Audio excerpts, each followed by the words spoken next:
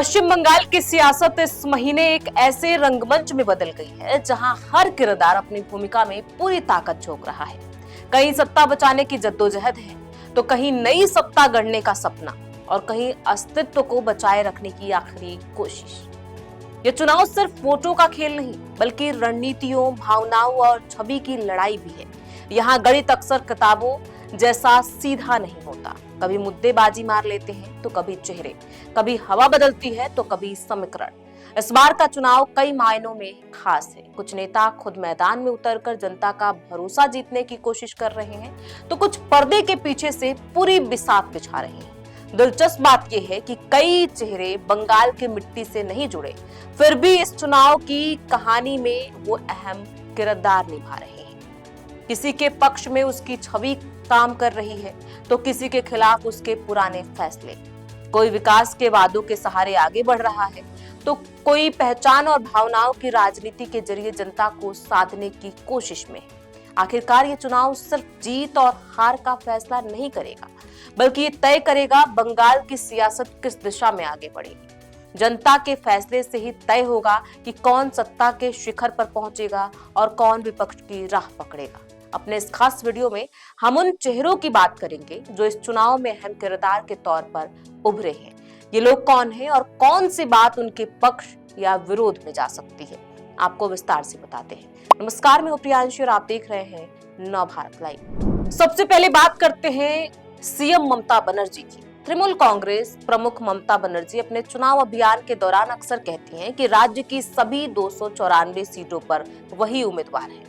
उनकी पार्टी के नेता और कार्यकर्ता भी उनको एकमात्र और अद्वितीय नेता बताते हैं। संसदीय लोकतंत्र में ममता बनर्जी 4 दशक से भी लंबे समय से सक्रिय हैं। उन्होंने वर्ष 2011 के विधानसभा चुनाव में जीत हासिल कर वाम मोर्चा के 34 साल लंबे शासन का अंत किया था। राज्य की पहली महिला मुख्यमंत्री के तौर पर शपथ लेने के बाद बीते 15 साल से वह लगातार सत्ता में है। बीते कुछ साल के दौरान उनकी पार्टी के नेताओं और मंत्रियों के खिलाफ भ्रष्टाचार के कई आरोप लगते रहे। राज्य में विभिन्न मुद्दों पर आम लोगों की नाराजगी भी सामने आती रही। राजनीतिक विश्लेषकों का एक गुट मानता है कि इन तमाम मुद्दों को ध्यान में रखते हुए यह चुनावी लड़ाई उनकी पार्टी के लिए आसान नहीं हो। अब आपको बताते हैं कि इस चुनाव में ममता बनर्जी की पार्टी के पास बढ़त के रूप में क्या है। ममता बनर्जी लंबे समय से आम लोगों के बीच मुख्यमंत्री के बजाय दीदी के तौर पर अपनी पहचान बनाने का प्रयास करती रही। महिला मुख्यमंत्री के तौर पर उनका कार्यकाल जनसंपर्क और लड़ाकू नेता की छवि ने आम लोगों में उनकी अलग पहचान बनाई है। वो बार बार कहती रही हैं कि तृणमूल कांग्रेस संगठन की नींव मजबूत करने के लिए वह कड़े फैसले लेने से भी नहीं हिचकेंगी। उनकी पार्टी भाजपा के खिलाफ लगातार मुखर रही है। ममता बंगाल के प्रति केंद्र की उपेक्षा के मुद्दे पर सक्रिय रही है।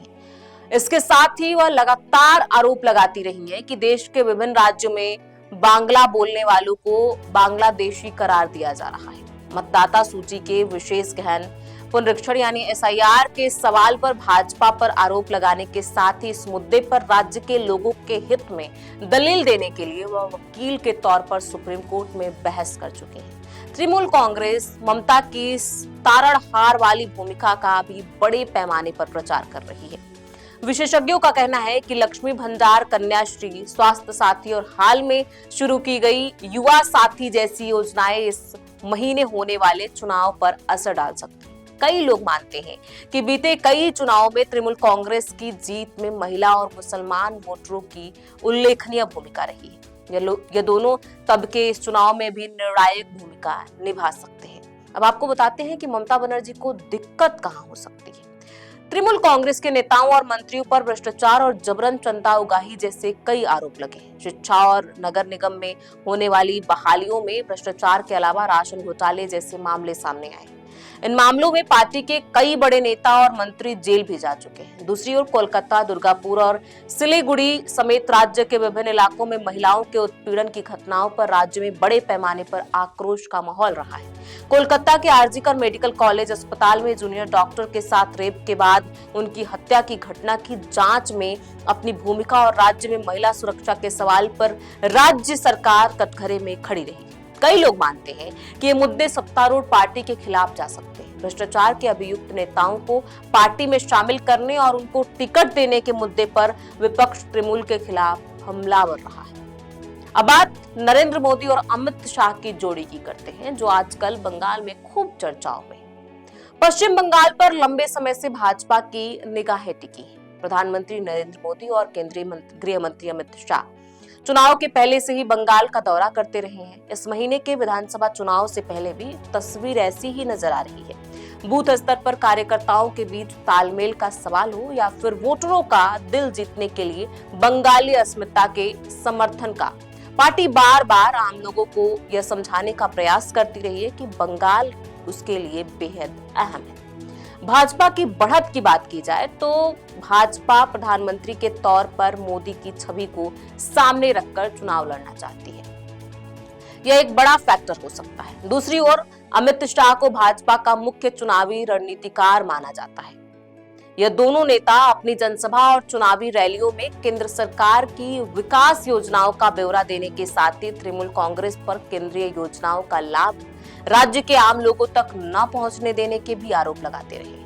भाजपा इसके साथ ही सीमा पार से घुसपैठ, भ्रष्टाचार और चंदा उगाही के आरोपों पर तृणमूल कांग्रेस पर निशाना साधती रही है। इस चुनाव में भी पार्टी ने इसे ही अपना हथियार बनाया है। अब बात आरोप और आलोचना की कर लेते हैं। बीते कुछ वर्षों में बंगाल में भाजपा की नींव मजबूत हुई है, लेकिन उसके बावजूद यह देखना जरूरी है कि नरेंद्र मोदी को सामने रखकर बंगाल में चुनाव जीतना पार्टी के लिए कितना आसान होगा। दूसरी ओर एसआईआर और मतदाता सूची से बड़े पैमाने पर लोगों के नाम कटने के मुद्दे पर उसकी आलोचना हो रही है। तृणमूल कांग्रेस समेत कई राजनीतिक दल बंगालियों की सांस्कृतिक विरासत और मानसिकता के साथ भाजपा के मतभेदों के लिए उसकी आलोचना करती रही है। वह भाजपा के खिलाफ धार्मिक आधार पर ध्रुवीकरण के भी आरोप लगाती रही है। अब बात करते हैं अभिषेक बनर्जी की। तृणमूल कांग्रेस के महासचिव अभिषेक बनर्जी दक्षिण 24 परगना जिले की डायमंड हार्बर लोकसभा सीट से सांसद हैं। वह विधानसभा चुनाव नहीं लड़ रहे हैं, लेकिन इससे उनका महत्व जरा भी कम नहीं होता। तृणमूल कांग्रेस के सूत्रों का कहना है कि पार्टी की रणनीति, पैसों और चुनाव प्रचार के तौर तरीकों से लेकर पार्टी संगठन मजबूत करने तक हर काम में उनकी अहम भूमिका है। अब सवाल यह है कि इनसे पार्टी को क्या फायदा है। पार्टी के पुराने नेताओं की भीड़ में अभिषेक बनर्जी एक ऐसा युवा चेहरा है जो पहले ही संसदीय राजनीति में कामयाबी हासिल कर चुके हैं। उन्होंने पार्टी की नींव मजबूत करने पर खास ध्यान दिया है। उनकी बॉय नेक्स्ट डोर वाली छवि ने जनसंपर्क में मदद की है। वह आम लोगों के बीच पार्टी की एक स्मार्ट और साफ सुथरी चमकती छवि पेश करने में भी कामयाब रहे हैं। कई लोग उनको भविष्य का नेता भी मानते हैं, लेकिन इनसे नुकसान क्या है ये भी आपको बता देते हैं। विपक्ष ने अभिषेक के खिलाफ भ्रष्टाचार और आर्थिक गड़बड़ियों का आरोप लगाया है। इसके अलावा कांग्रेस की तरह ही तृणमूल कांग्रेस पर भी परिवारवाद के आरोप लग रहे हैं। कुछ विश्लेषकों का मानना है कि तृणमूल कांग्रेस के नेताओं और मंत्रियों के खिलाफ लगे आरोपों से पार्टी की छवि पर असर पड़ सकता है। अब बात करते हैं शुभेंद्र अधिकारी की। कभी ममता बनर्जी के नजदीकी रहे और अब भाजपा के महत्वपूर्ण नेता शुभेंद्र अधिकारी विपक्ष के नेता के तौर पर सक्रिय भूमिका में रहे हैं। भाजपा उनके सहारे नंदीग्राम जीतना चाहती है, वह उनका ही इलाका है। इसके साथ ही ममता बनर्जी को सीधी चुनौती देते हुए इस बार कोलकाता की भवानीपुर सीट से भी चुनाव लड़ रहे हैं। उनके असर की बात करें तो शुभेंदु ने वर्ष 2021 के विधानसभा चुनाव में नंदीग्राम सीट पर ममता बनर्जी को हराया था। बीते कुछ साल के दौरान विपक्ष के ताकतवर नेता के तौर पर भाजपा की ओर से वह सरकार के खिलाफ काफी मुखर रहे हैं। पूर्व मोदिनीपुर और आसपास के इलाकों में उनका खासा असर है। अब उन पे लगे आरोपों की बात करते हैं। विपक्षी नेता उनके खिलाफ धार्मिक आधार पर ध्रुवीकरण के आरोप लगा रहे हैं। तृणमूल कांग्रेस इस मुद्दे का जमकर प्रचार कर रही है। एसआईआर की पूरक सूची में नंदीग्राम से जिन वोटरों के नाम कटे हैं उनमें से ज्यादातर मुसलमान हैं। यह मुद्दा राज्य में भाजपा के लिए परेशानी की वजह बन सकता है। अब बात हुमायूं कबीर की करते हैं, जिन्होंने लगभग हर पार्टी में काम किया है। जी हाँ, चुनावी समीकरणों के लिहाज से वह भले केंद्रीय किरदार नहीं हो, सबकी निगाहें लेकिन हुमायूं कबीर पर टिकी हैं। कबीर को किसी दौर में कांग्रेस नेता अधीर रंजन चौधरी का करीबी माना जाता था, लेकिन कांग्रेस के बाद वह पहले भाजपा और फिर तृणमूल कांग्रेस में शामिल हुए थे। यानी वह कभी ना कभी तीनों प्रमुख राजनीतिक दलों में रह चुके हैं। चुनाव से पहले उन्होंने आम जनता उन्नयन पार्टी नाम के नए राजनीतिक दल का गठन किया है। विधानसभा चुनाव से पहले बाबरी मस्जिद की नकल और मुर्शिदाबाद में मस्जिद बनाने के फैसले और उसके शिलान्यास के जरिए उन्होंने राजनीतिक हलके में हलचल मचा दी थी। इस चुनाव में उन्होंने असुद्दीन ओवैसी की पार्टी ऑल इंडिया मजलिस इत्तेहादुल मुस्लिमीन के 7 सीटों पर समझौता किया था। हालांकि शुक्रवार 10 अप्रैल यानी आज ओवैसी की पार्टी ने इस गठबंधन से बाहर निकलने का फैसला किया। अब बात इनके प्रभाव की करते हैं। बता दें कि कबीर फिलहाल मुर्शिदाबाद जिले के नौदा और रेजी नगर सीट से चुनाव लड़ रहे हैं। इस इलाके में उनका खासा असर है। माना जा रहा है कि चुनाव में इस इलाके के मुसलमान अहम भूमिका निभा सकते हैं।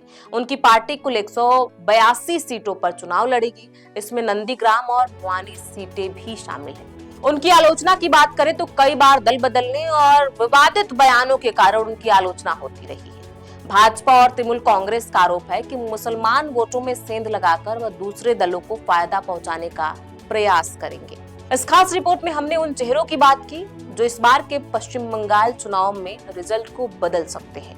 आपकी क्या राय है और आप किस चेहरे को अच्छे से जानते हैं, या फिर आप पश्चिम बंगाल चुनाव के बारे में कुछ भी कहना चाहते हैं, जो भी आपके जहन में हो आप हमें कमेंट बॉक्स में लिख के बता सकते हैं। बहुत बहुत शुक्रिया।